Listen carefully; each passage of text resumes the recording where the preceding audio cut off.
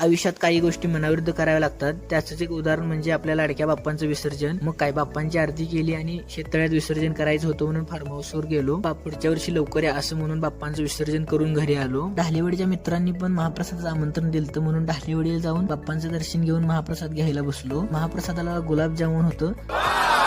मग काय, आम्ही ढिल्ल पडतोय. हात मागं सरून गुलाबजामुनवर ताव मारला. तिथून आलो आणि ठरल्याप्रमाणे मंडळात येऊन बाप्पांची आरती केली. झाल्यावर महाप्रसाद घेण्यासाठी सगळे कार्यकर्ते सज्ज झाले.